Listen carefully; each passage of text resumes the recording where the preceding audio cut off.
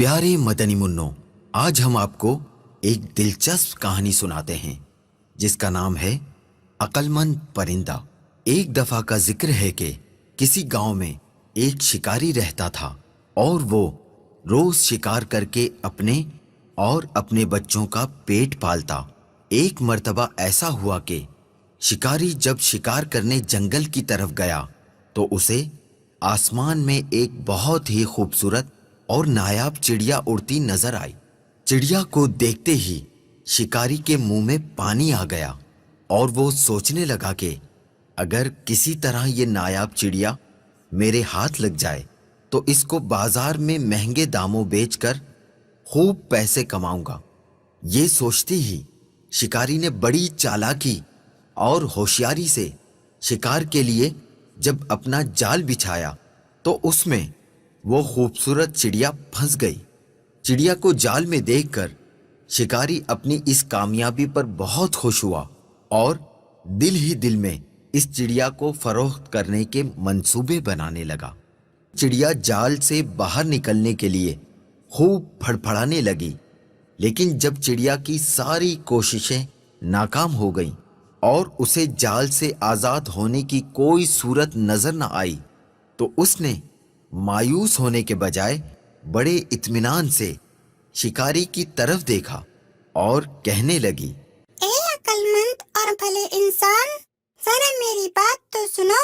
مجھ چھوٹی اور ننھی سی چڑیا کو پکڑ کر آپ کو کوئی فائدہ نہیں ہونے والا، کیونکہ اگر تم مجھے ذبح بھی کرتے ہو تو میرے تھوڑے سے گوشت اور گنتی کے چند نرم و نازک ہڈیوں سے تمہارا کیا بنے گا؟ اور اگر تم مجھے بازار میں فروخت بھی کرتے ہو تو تمہیں کتنا مال ملے گا؟ لیکن اگر تم میری بات مانو اور مجھے اس قید سے آزاد کر دو، میں تمہیں اس کے بدلے 3 ایسی قیمتی اور انمول نصیحتیں کروں گی جو ہمیشہ تمہارے کام آئیں گی۔ ان میں سے پہلی نصیحت تو میں تمہارے ہاتھ پر بیٹھ کر کروں گی، اور وہ نصیحت ایسی ہوگی جسے سن کر تمہارا خون خوشی سے اور بڑھ جائے گا۔ اور دوسری نصیحت دیوار پر بیٹھ کے کروں گی جو بہت ہی اعلیٰ اور کارآمد ہوگی۔ اس کے بعد تیسری اور آخری نصیحت درخت کی شاخ پر بیٹھ کر کروں گی، اس لیے اب تمہاری عقل مندی کا یہی تقاضا ہے کہ تم مجھے آزاد کر دو اور میری ان تینوں نصیحتوں پر عمل کر کے دنیا میں بڑا نام کماؤ۔ شکاری نے چڑیا کی یہ پیشکش سن کر تھوڑی دیر سوچنے اور غور کرنے کے بعد اس کی بات مانتے ہوئے جال کی رسی کھول دی۔ رسی کھلتے ہی چڑیا اڑ کر شکاری کے ہاتھ پر آ بیٹھی۔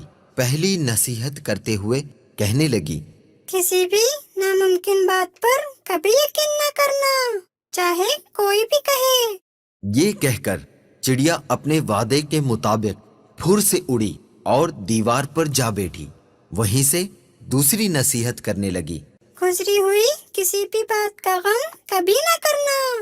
میرے اس چھوٹے سے وجود میں 10 درہم کا ایک ایسا قیمتی موتی ہے جس کی مثال پوری دنیا میں کہیں نہیں، اور اس مہنگے موتی کو پا کر تم اور تمہارے گھر والے خوب عیش و عشرت سے زندگی گزار سکتے تھے، مگر تمہاری قسمت پر افسوس، تم نے مجھے آزاد کر کے یہ بے مثال موتی اپنے ہاتھوں سے کھو دیا۔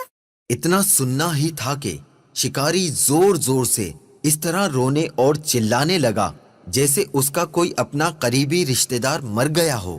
روتے روتے بار بار ٹھنڈی آہیں بھرتا اور کہتا، ہائے ہائے، میں تو لٹ گیا، برباد ہو گیا۔ ارے مجھ بے وقوف نے یہ کیا کر دیا، ہاتھ آئے خزانے کو کھو دیا، ایسی نادر چڑیا کو کیوں آزاد کر دیا۔ شکاری جب خوب رو دھو چکا تب چڑیا نے اسے مخاطب کرتے ہوئے کہا، ارے بے وقوف اور احمق شکاری، میں نے پہلے ہی تمہیں نصیحتیں کر دی تھی کہ گزری ہوئی بات کا غم نہ کرنا۔ جب یہ بات ہو ہی گئی تھی تو افسوس سے ہاتھ ملنا کس کام کا؟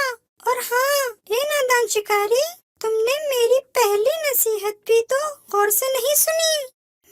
کہا تھا نا کہ کسی بھی ناممکن بات کا ہرگز یقین نہیں کرنا چاہیے، خواہ وہ کیسی ہی کیوں نہ ہو۔ اب ذرا عقل سے کام لو اور دیکھو تو صحیح، مجھ ننھی سی جان کا پورا وجود 3 درہم سے زیادہ کا نہیں ہے، تو پھر 10 درہم کا موتی میرے چھوٹے سے وجود میں کیسے آ سکتا ہے؟ بے شک کہتی تو تم ٹھیک ہی ہو، اے ننھی منی سی چڑیا، وہ تیسری نصیحت تو بتاتی جاؤ۔ ارے بھائی، تم نے میری پہلی 2 نصیحتوں پر کون سا عمل کر لیا جو مجھ سے تیسری نصیحت بھی سننا چاہتے ہو؟ وہ قیمتی نصیحت تم جیسے نادان انسان کے لیے نہیں ہے۔ یہ کہتے ہی وہ چڑیا پھر سے اڑ گئی اور شکاری اس کو دیکھتا ہی رہ گیا۔ پیارے مدنی منو، دیکھا آپ نے وہ ننھی سی چڑیا کیسے اپنی دانائی یعنی عقل مندی سے اس شکاری سے اپنی جان بچانے میں کامیاب ہو گئی۔ اس کہانی سے ہمیں یہ سبق ملا کہ عقل مندی اللہ عز و جل کا بہت بڑا انعام ہے، اسے وقت پر استعمال کرنا فائدہ مند رہتا ہے، اور کسی احمق اور بے وقوف کو نصیحت کرنا ایسا ہے جیسے بنجر یعنی بیکار زمین میں بیج ڈالنا۔ حکمت و دانائی۔ حضرت سیدنا ابو ہریرہ رضی اللہ تعالی عنہ سے روایت ہے کہ شہنشاہ مدینہ قرار قلب و سینہ صاحب معطر پسینہ فیض گنجینہ صلی اللہ تعالی علیہ وآلہ وسلم نے ارشاد فرمایا کہ حکمت مومن کا گمشدہ خزانہ ہے، لہٰذا مومن اسے جہاں پائے وہیں اس کا زیادہ حقدار ہے۔